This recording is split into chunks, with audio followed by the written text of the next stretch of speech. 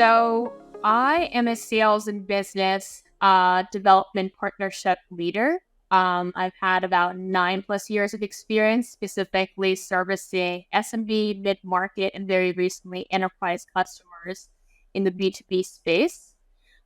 Geographically, I am all over the map. I was born and raised in Kathmandu, Nepal. I have lived in India, in the UK. More recently, I was actually sent to Toronto to set up the digital sales infrastructure for Logitech. So my background has been geographically all over the map, which has also serviced me in my career.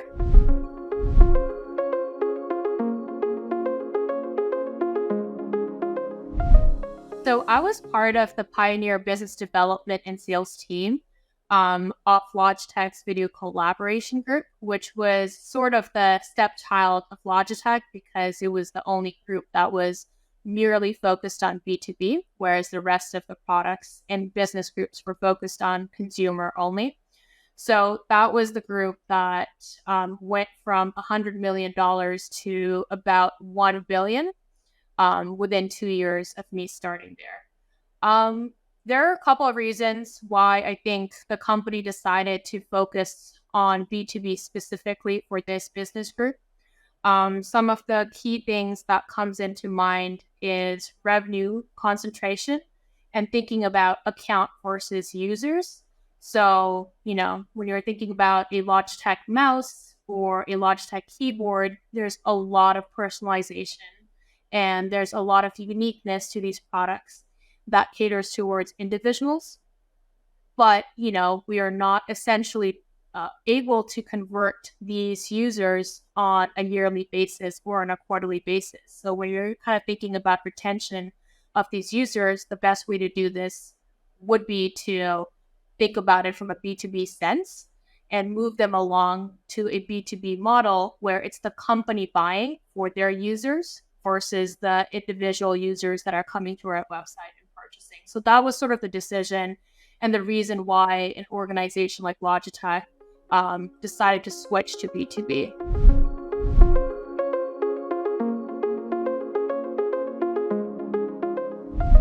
Prior to the pandemic, there was this trend that we were seeing as business leaders in video collaboration, where a lot of customers were starting to rethink about their workplace environments. What does hybrid mean? How do you set up the best practices when it comes to taking meetings from someone's home offices?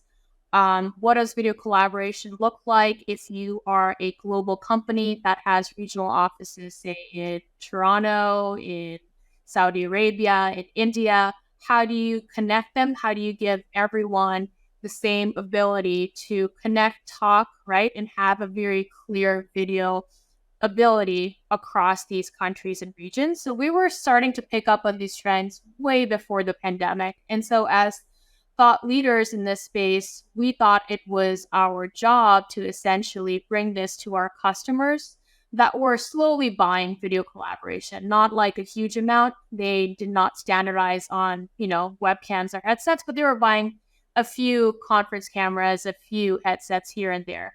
So we brought in these customers to think about what this could mean in the future for them. So that's how the conversation really started. There were some customers over others that were more eager to set this as a standard practice, where some customers, like including startups, wanted to give their employees the ability to work from home if they chose to. And we're talking way before 2020. So when the flip switched in 2020, everybody was forced to work from home and think about hybrid technology almost immediately within hours. And that's when we got very, very busy, because when you think about webcams and headsets in Google, you will see that Logitech's brand was often mentioned alongside with some of our competitors as well. So that's when we were able to really monetize our leads and our customers into making them long-term veterans of Logitech technology.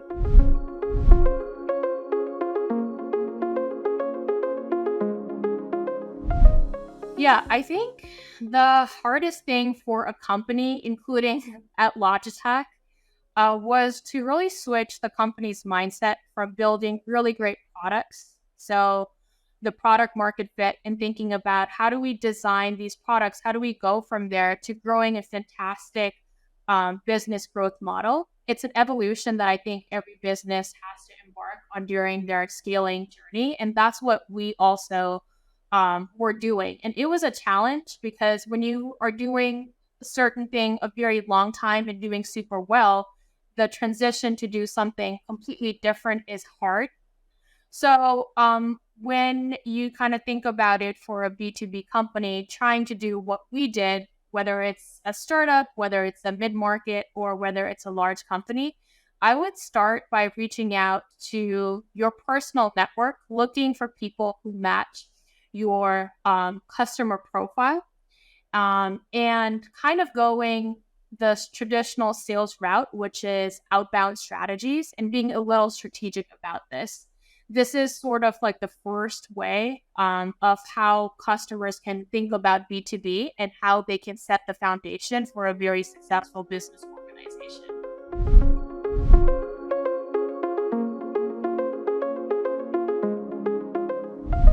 So SMB is a whole new ballgame. Like startups just don't have the same resources as larger companies do. So the way that they have to think about budget is very granular and also very frugally. So I do not want to generalize and categorize customers because everyone's, again, very different. And the needs could also vary depending on where they are, like a Series A versus a Series D and so on and so forth.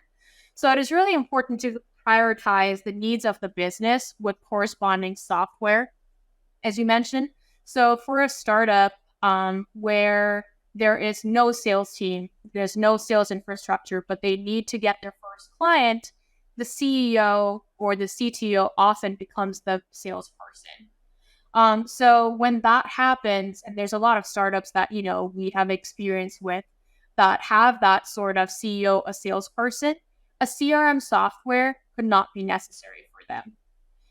Maybe for them, they might benefit from investing in outbound campaigns and marketing software where they are generating leads. And when you take the same startup as they grow and, have more acquisitions with their customer base, then perhaps the CRM becomes the most important thing for that business because now it's about tracking these opportunities, taking them from start to finish and closing them out. And that's when they think about investing in these CRM tools. So again, you don't want to generalize it, but you want to categorize your priorities and go from there.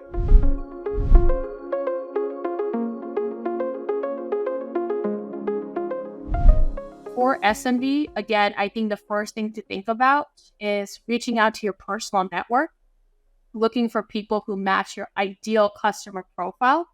And this group will have the most innate trust about your idea. So it could be your dentist, it could be your partner's dad who has a small business, just people in your inner circle that know who you are and want to essentially trial your product. These are the people that are going to be your first customers where you sort of ideate your product fit.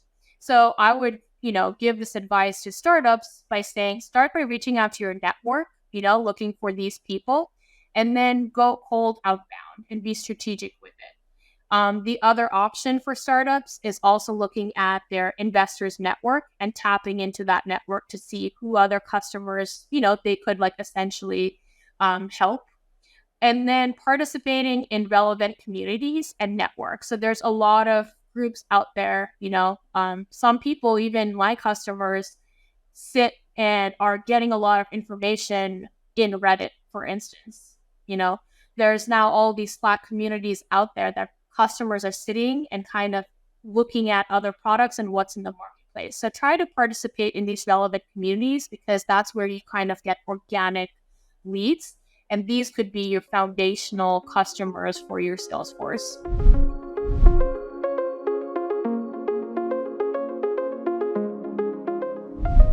I would probably have to say being part of the pioneer team that took the business grew from $100 million to 1 billion.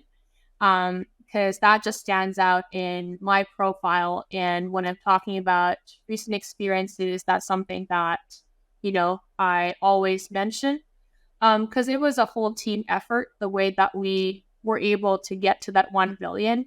And also in 2 years, which means so much changes, right? Rapid changes on top of the pandemic.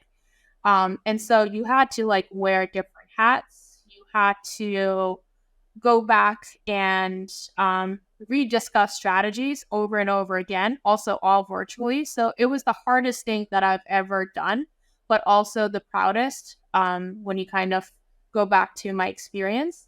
And the second thing is just sort of being the advocate for women in sales in the US and also in other parts of the world. As I mentioned, I have a very global background, so I've lived and worked in different countries. So I've also have a lot of mentees in other parts of the world.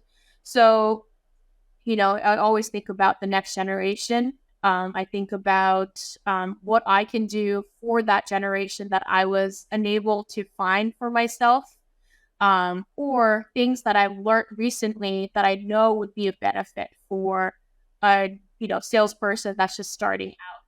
Because I'm also learning at the same time. I get exposed to a lot of different things and different people. So kind of passing that knowledge to a new generation of people is something that I'm proud of, and I am continuing to do better.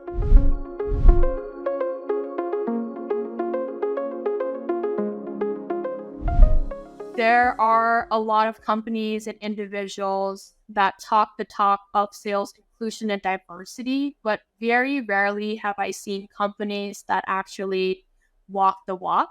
So I was very interested in understanding who these companies are that essentially walk the talk of sales inclusion and diversity within their organization.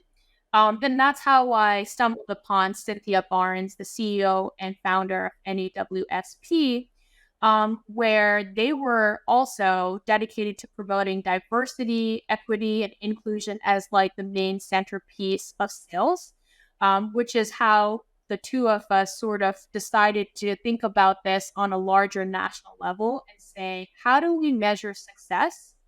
And how do we celebrate those companies and individuals that do it the best, so that they essentially create the blueprint for other organizations who also want to do this as well. So that's how the birth of the sales inclusion certification came to be. A very simple way to think about this is kind of like the climate pledge certification label, right? I mean, in today's world where sustainability and environment is on the forefront of what we do, a lot of companies want to be sustainable, be more environmentally conscious. So they go through the certification process to essentially get a label, whether it's gold, silver, or platinum. So we've really kind of looked at that process and replicated that for the sales inclusion. And so today we have about 50 organizations in our first cohort, and it takes about 2 months to complete each cycle due to the comprehensive nature of the certification process. And with NEWSP standing in this space, we kind of created a rubrics to kind of see where companies stand against this rubrics. So right now, there are a couple of organizations that are kind of going through this process, and based on the rankings in the rubrics and how they fall, we kind of give them a gold, platinum, or silver pledge, or a label, if you will, that lasts for a year. And they have the ability to renew that after a year. Because again, every year could be a little different, right? Because of a diverse leader, maybe this year that company is at the forefront of diversity and inclusion, but maybe next year priorities change and shift, and the next leader doesn't think about it that way. So that's why we want to make sure that it's on a yearly basis.